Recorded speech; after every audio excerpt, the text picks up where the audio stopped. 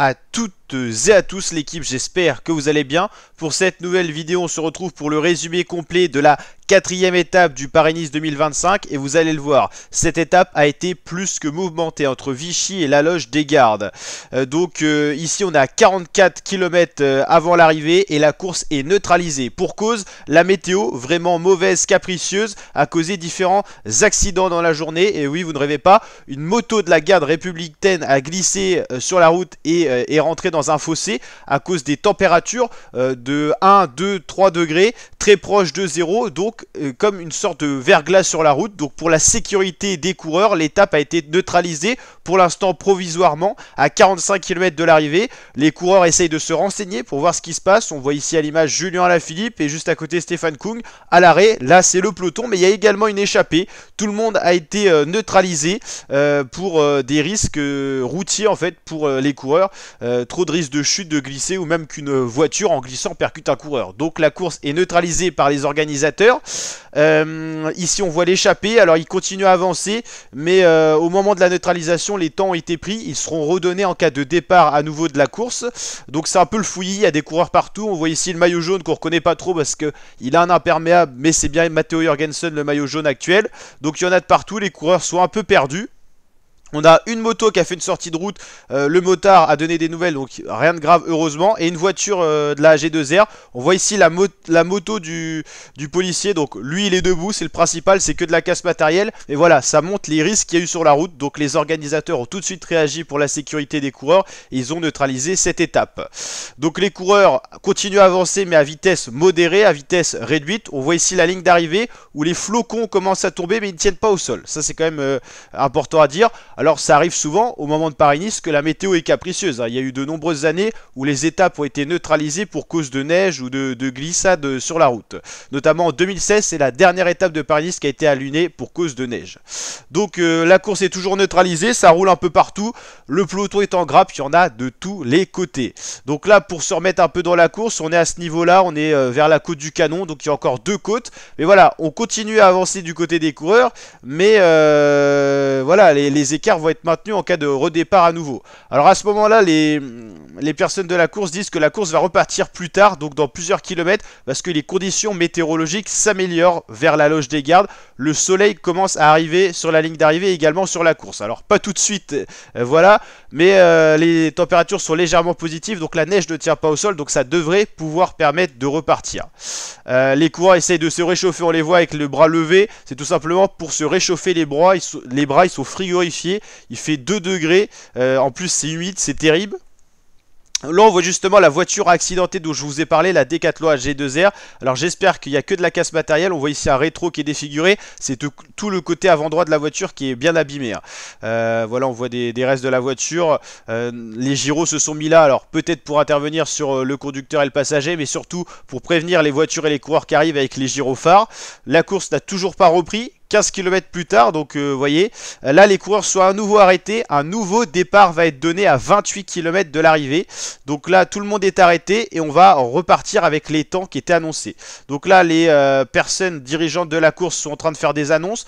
Là c'est Talabardon qui est en train de dire que les écarts ont été pris au moment de la neutralisation et les échappés vont repartir. Il y avait un groupe de poursuivants, ensuite le peloton. Le nouveau départ est donné donc à 28 km par Yannick Talabardon qui explique un petit peu les conditions. Il dit qu'en gros tout va repartir parce que les conditions météorologiques s'améliorent. Donc un nouveau départ va être à nouveau redonné. Donc là c'est les commissaires qui expliquent un peu tout aux coureurs. Les coureurs sont informés, ils se préparent pour un nouveau départ. C'est reparti pour les coureurs. Les 7 coureurs de l'échappée sont relancés. Ensuite il y a 2 Ineos qui étaient poursuivants, donc ils vont repartir mais ils avaient 1 minute 30 de retard.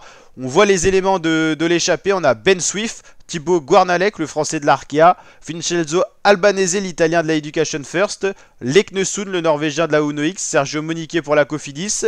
On a également Thomas Gachignard, deuxième français de cette échappée, et Edouard Plantcart pour la Alpecin Dessenink. Donc voilà, les coureurs vont repartir, les 7 de l'échappée, c'est reparti pour eux.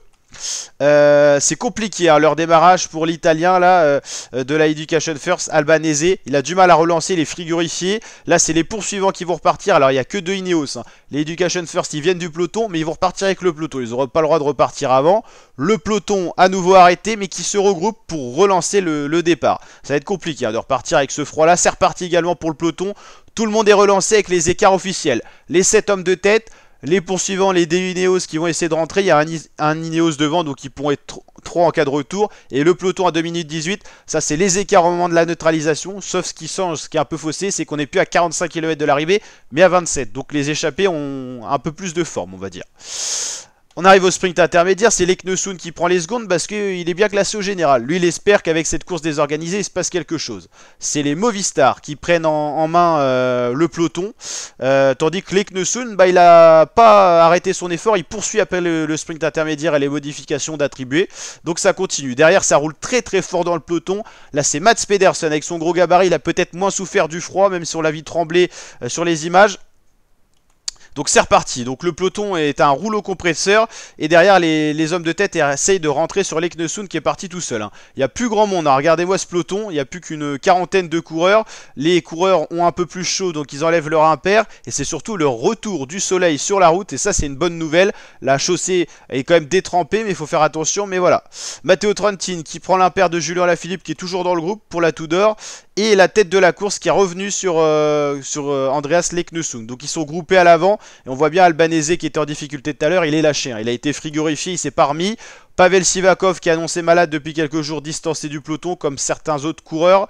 Ça roule fort. Hein. Dans le peloton, Mats Pedersen, il fait un sprint, mais il prépare le terrain pour Skelmose, son leader pour la Lidl Trek. Et en tout cas, il fait des dégâts. Hein. Là, il y a des coureurs de lâcher de partout, ça explose.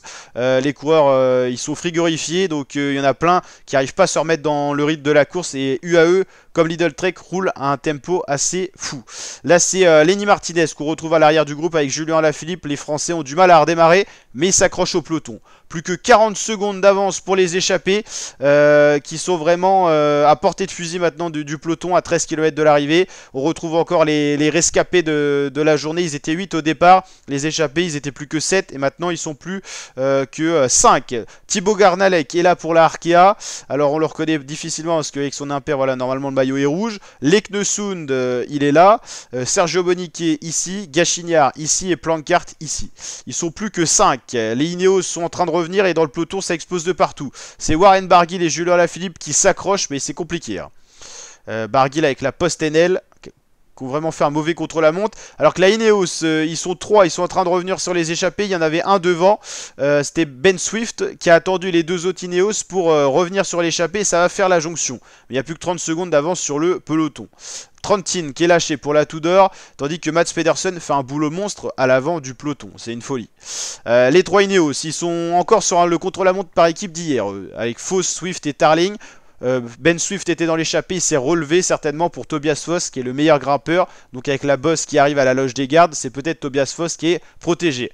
La jonction va être opérée entre les Ineos et les hommes de tête et le peloton lui roule toujours très très vite, 23 secondes. Sylvain Monique est plutôt lâché dans l'échappée et le peloton à vive allure qui aborde la descente avant la dernière montée. Crevaison de la roue arrière pour Julien Lafilippe pour l'équipe Tudor. Malheureusement à ce moment là, vu comment ça roule vite, il ne pourra pas réintégrer le peloton. Donc pour lui la victoire d'étape lui échappe sur un incident mécanique. Mais il n'avait pas l'air en grande forme, il n'aime pas ces conditions météo là non plus. Ça roule à fond à tous les échelons. Dans la tête de la course, les Ineos font un boulot monstre. Et dans le peloton, ça roule avec Lidl Trek et UAE. Donc ça roule à tous les échelons. Et dans la descente, les échappés ont repris un peu de temps. Voilà la loge des gardes. Dernière ascension de la journée. 6 km 7 à 7% de moyenne. Une explication entre favoris très certainement au vu des conditions. Ineos dans la tête de la course en train de tout faire exploser. Les échappés matinales sont en train d'être décrochés. Tandis que le peloton roule très fort. Mais 40 secondes quand même. Hein. Ils ont repris un peu de temps les échappés. Et voilà, toute l'échappée a explosé. C'est les Ineos, surtout les deux poursuivants qui étaient un peu plus frais, qui sont en train de faire le tempo. Ben Swift s'est écarté. C'est Tobias Foss qui est protégé. C'est Joshua Tarling qui fait le boulot pour essayer de mettre en électron libre, on va dire, le train de Tobias Foss. Tobias Foss qui part tout seul, tandis que ça roule toujours dans le peloton. 38 secondes, il a 6 km pour aller au bout. Ça va être compliqué quand même. Hein. Le peloton toujours emmené par un incroyable coureur de la Lidl Trek, c'est Mats Pedersen qui fait un boulot monstrueux, l'ancien champion du monde. Il fait exploser tout le monde dans le peloton. Ici on voit Champoussin qui est distancé, il y a énormément de coureurs. Nelson Powles, le leader de la Education First, alors est-ce qu'il n'est pas en forme ou est-ce que c'est le coup de froid pendant les 20 minutes d'inactivité qui lui sont fatales? En tout cas il est distancé, tout comme Aurélien Paré-Peintre ici. Et Mats Pedersen qui continue un boulot monstre, 26 secondes, écart peloton échappé, enfin l'homme en tête, Tobias Foss qui a plus que 26 secondes, ça va être quasiment mission impossible pour lui. Maintenant il n'a plus rien à faire, lui il faut juste lisser son effort et donner tout jusqu'à l'arrivée. Le peloton qui a vraiment plus grand monde, hein. Les rescapés de l'échappée qui se font reprendre par le peloton. Gachignard hein, qui avait fait une belle échappée, qui a été le dernier survivant de l'échappée matinale dans cette échappée qui est repris par le peloton. Un peloton emmené toujours par l'incroyable Mats Pedersen, tandis que la première attaque c'est Lipovic qui va lancer les premières hostilités et ça va pas faire les affaires de l'homme en tête. Jorgensen, le maillot jaune, tout de suite qui saute dans la roue. On le reconnaît facilement, Jorgensen il a un peu le gabarit de Steven Kruijswijk, si vous avez la ref avec les épaules écartées, donc on le reconnaît facilement.